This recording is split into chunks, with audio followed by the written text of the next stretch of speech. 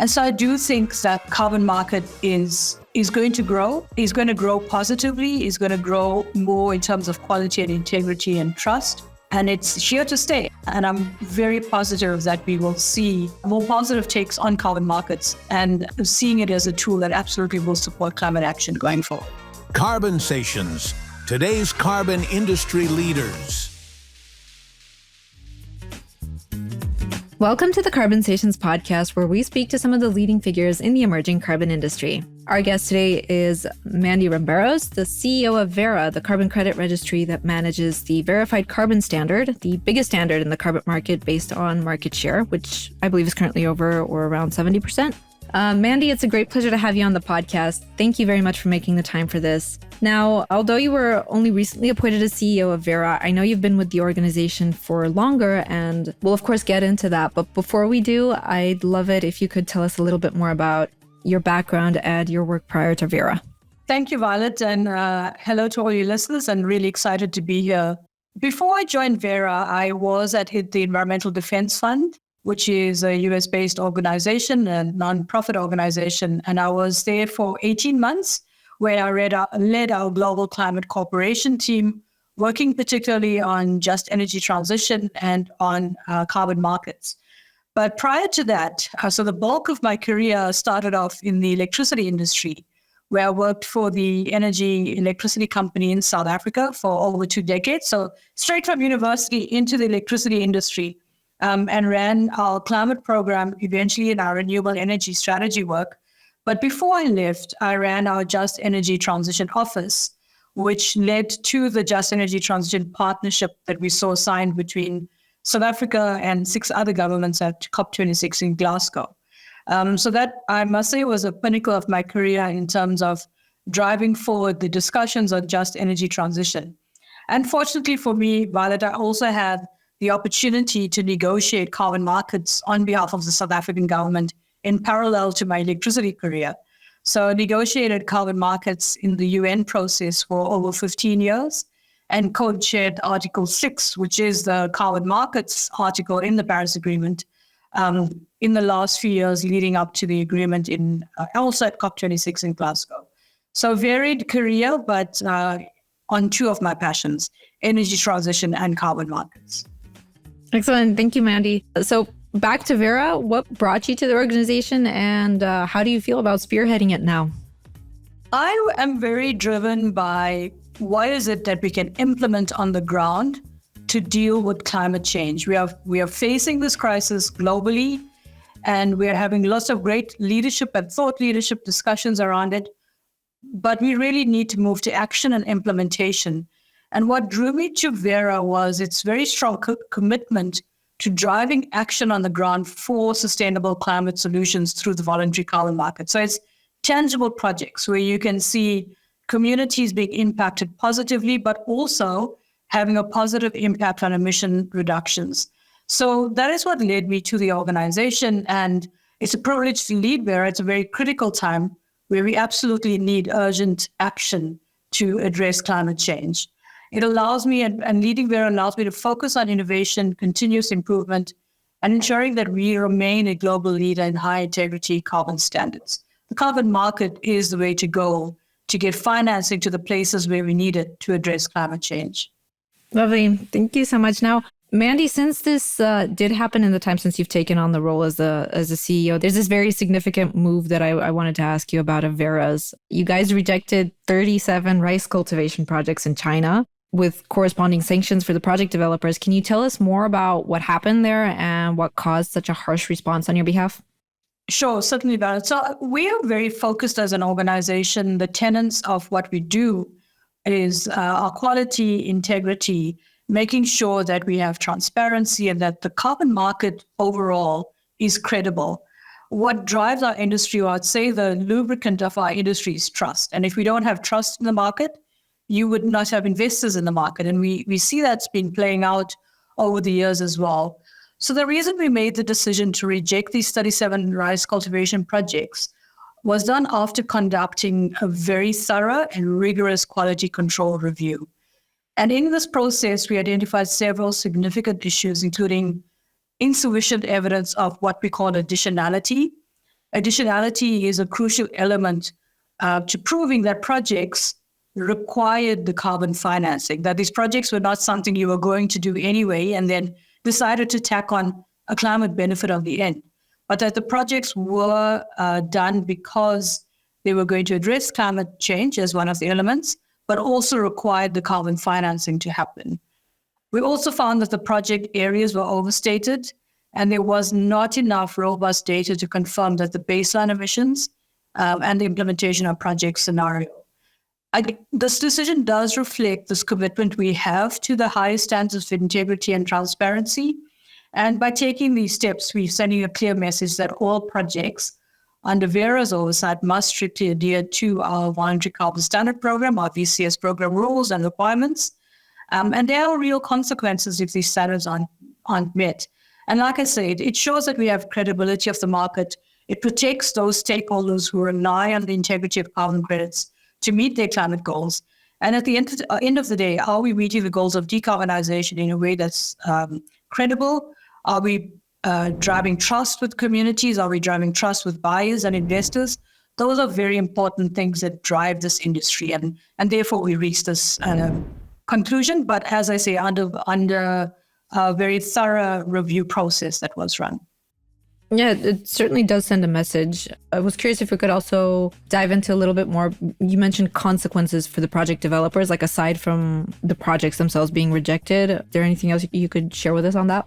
Not too much that I can share right now. Obviously, there's a process that we need to follow in terms of what consequences result, but hopefully in time we'll be able to share more around that. Okay. So with that in mind, I was actually curious also if you could speak to some of the most common criticisms of the VCM at large, particularly such that have to do with transparency concerns and like a general lack of trust in the market. Sure. So I think we see that some of the largest critics comes from those, and I'm not belittling this in any way, but a lot of the criticism comes from those who have an ideological opposition to the concept of carbon markets, that view them as a distraction from real climate action. And it's very important to note that the VCM is not perfect, and we are not saying that it's perfect, the voluntary carbon market that is, and it never will be. But in an ideal world, if everything worked perfectly, if we had the right regulations in place, the right actions in terms of reducing carbon emissions, we actually wouldn't need a carbon market. But unfortunately, we live in a world where climate change is not necessarily viewed as an urgent crisis by all. And what carbon markets does is provides an immediate, scalable solution to reducing emissions and driving investment into critical projects that wouldn't otherwise receive funding. Some of the criticism is true. There have been criticisms around integrity, quality, are people shafting the market by not being transparent, by fraudulent behavior. Yes, those things have happened. And like we just said, we have the highest standards of expectations from project developers, from buyers, from seller countries, all of the various stakeholders in the market. And you can only go so far in making sure that you're doing your verification, your quality checks, your validation, and that projects and players in the market are following the standards. So we need those oversight, we need the guardrails, we need standard bodies. But as in any market, any financial market around the world, we know that there will always be those that will look at how they can undermine the market, how they can benefit financially through fraudulent behavior. And so we have to be on the lookout for those kinds of things. I do think, though, it's important that we make sure we drive this through transparency and integrity. So as much as we can, we welcome the scrutiny because it pushes us and the market as a whole to constantly improve. But as I said at the beginning, we also have to make sure that we don't just fall into the bucket of accepting the criticism of the market without looking at what it is the critics are saying. Often we find that what the critics do is cherry pick data and amplify discredited claims that serves no one. And what it does is distracts from the actual benefits that the carbon markets bring to communities and the ecosystems that they are designed to protect. So, we must weigh all the information and the data in front of us when we make these decisions. I always say buyers will decide. If a buyer does his due diligence, looks at the carbon market, looks at the credits that are being produced, and cannot tick a box against this is a credible market, these are quality and high integrity credits that I can buy, then they shouldn't buy those credits. So it really is, I always use the analogy of financial markets because that's how we need to look at this. We need to make sure that this market is driven by quality, integrity, and transparency. And as Verra, we do our part to drive that.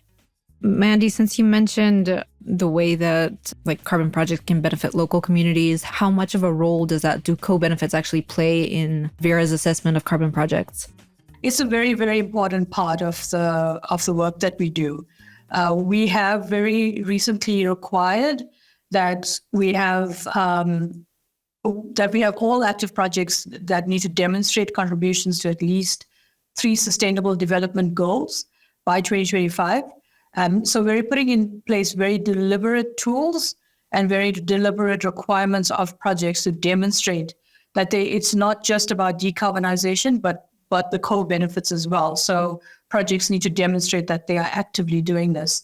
If you look at projects around the world, if you look at communities around the world and what they need, there is no project that can drive just one priority. Decarbonization is a very important priority, but it is not the only priority.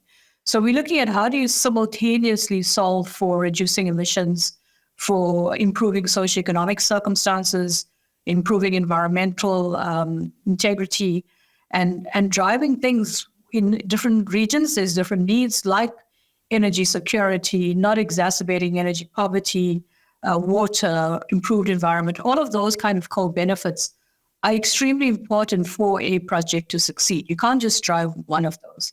So it sounds idealistic, but you can drive for these different priorities simultaneously. So by asking our projects to demonstrate contributions to at least 3 of these goals by 2025, we're making sure that we further align our work with global sustainability and developmental objectives as well.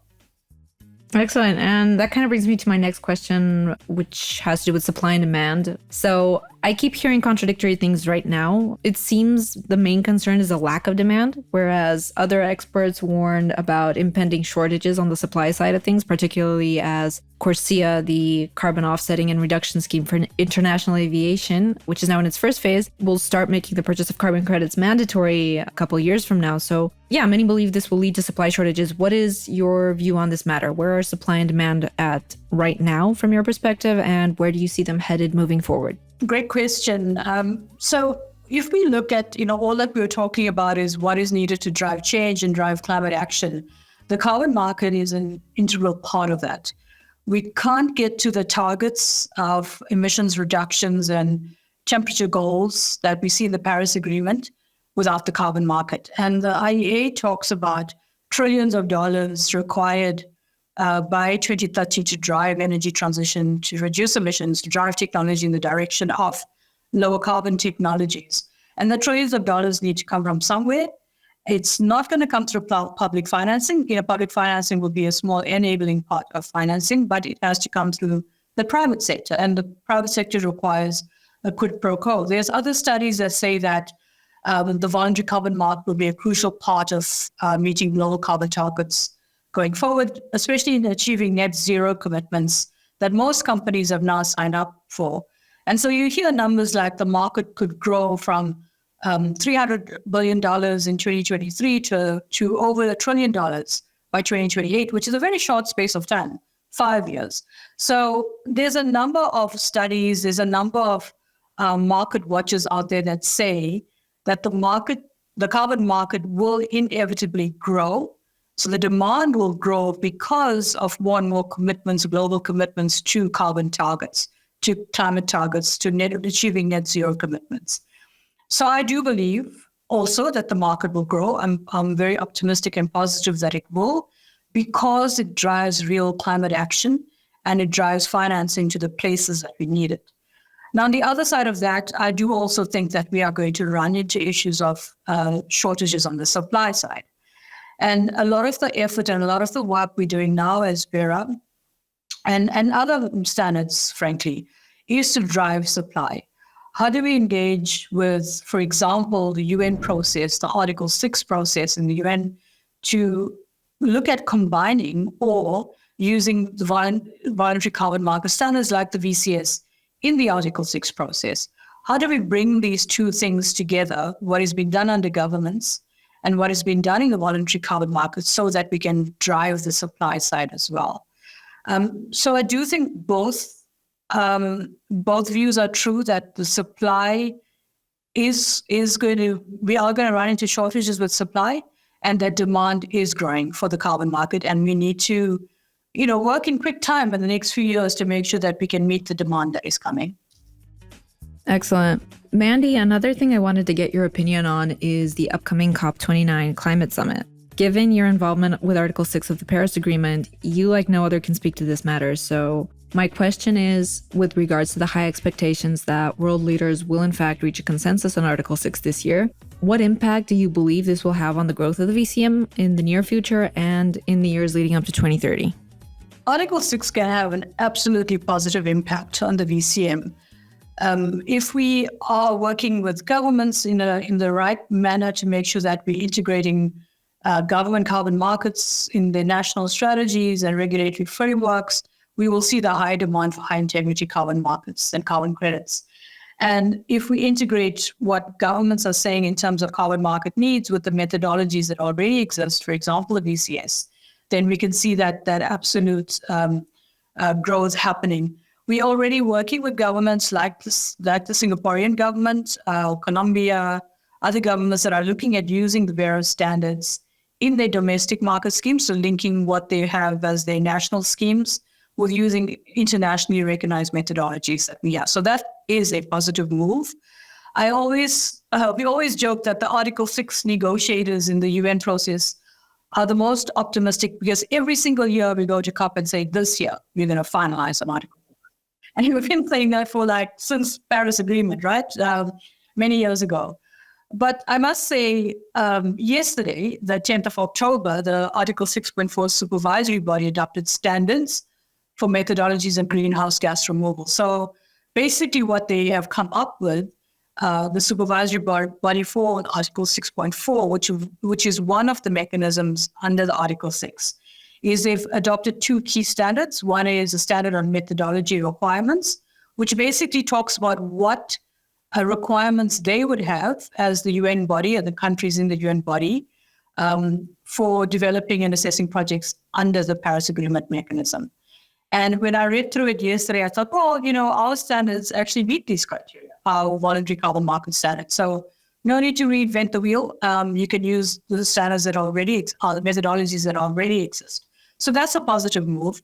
And they've also looked at standards and agreed on standards on activities involving removals. So projects, or these are requirements for projects that would remove greenhouse gases from the atmosphere. So hopefully this means good news for COP29, because the supervisory body now in October have agreed this, that by the time we get to COP, I think there's going to be really great momentum around the Article 6 framework finally being adopted by the COP, and so that we can drive these projects forward.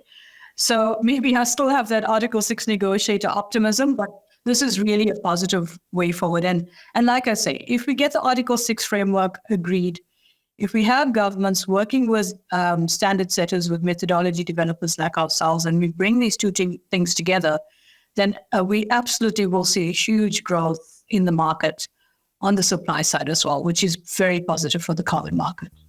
Okay, and say in a pessimistic scenario in which it turns out that this year is not going to be the year in which there's an agreement reached at COP on Article 6, do you see the VCM still having what it takes to grow and reach a more meaningful scale?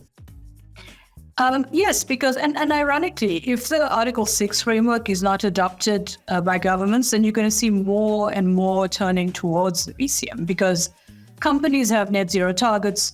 Projects are not developed overnight. Emission reductions are not achieved overnight. This takes years, right? If I look at my history coming from the electricity industry, you implement a renewable energy project, you start building it today. It takes, the smallest plant takes 3 years at least to build before you start generating these emission reduction and these credits.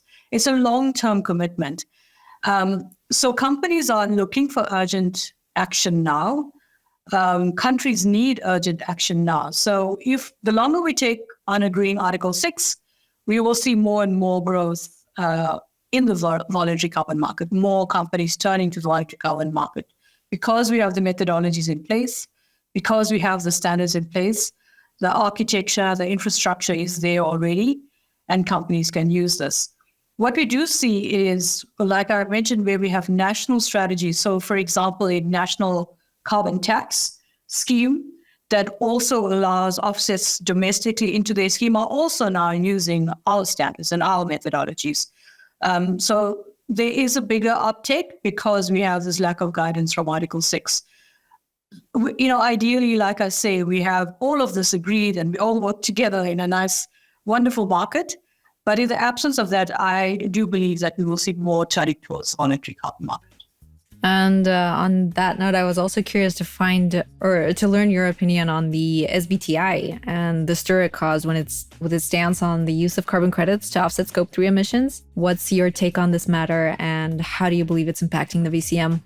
My take. So, firstly, I must state my affiliation. So, I am on the technical council of the SBTI, which is a independent technical council. So, we're part of the SBTI process that has external reviews on their standards. And so I'm on that technical council, so I do want to declare that.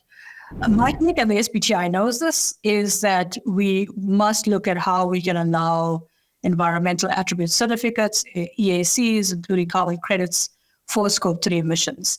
And it's not just a laissez-faire approach where, companies can do whatever they like, but it's very specific guardrails that we are talking about, which is companies must demonstrate as much as they can that they are doing to reduce their Scope 1 and Scope 2 emissions. So they direct emissions and emissions that they're directly in control of. And not just go straight to, we can't reduce our emissions, let's look at carbon markets and offsets. There's always been a guardrail around the carbon market.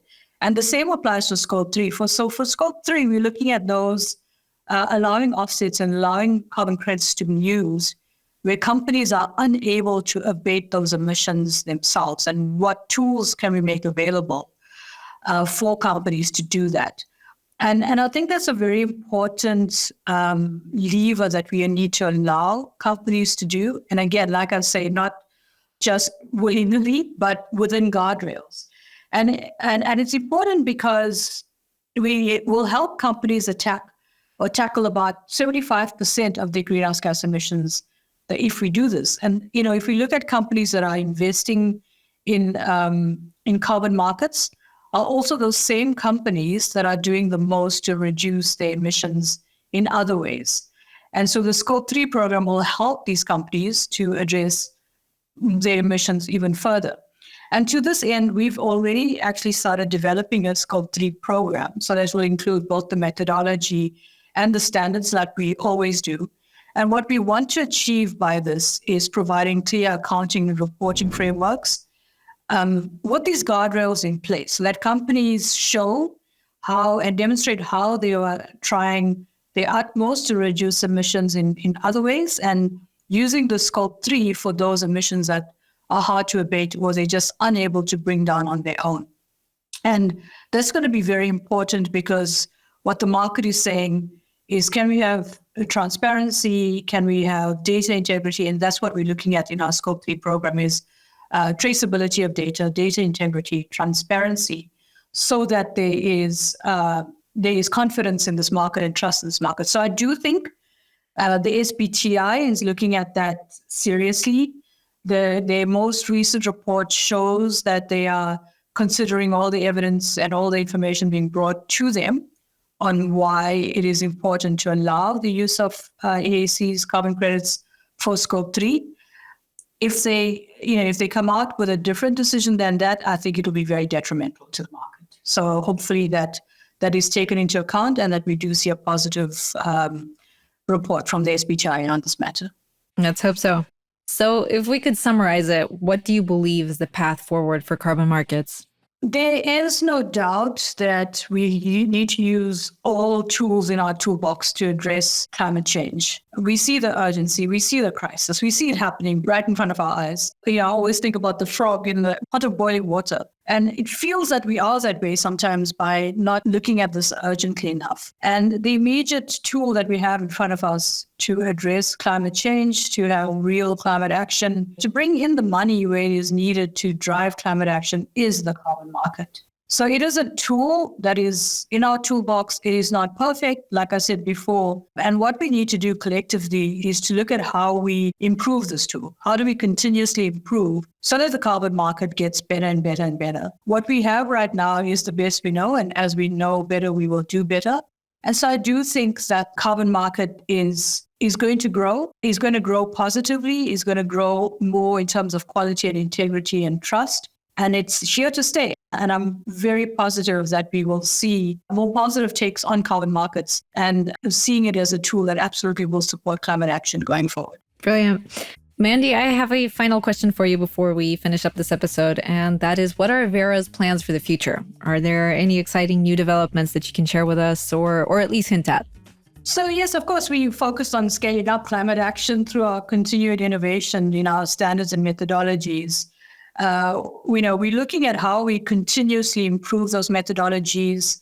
It is about how do we continuously improve the way we show up. So taking very much to heart the positive messages I'm hearing from the market around Verra and the trust in our standards and methodologies, but also the negative messages I'm hearing in terms of our processing times and uncertainty around methodology updates. How quickly can we get them out?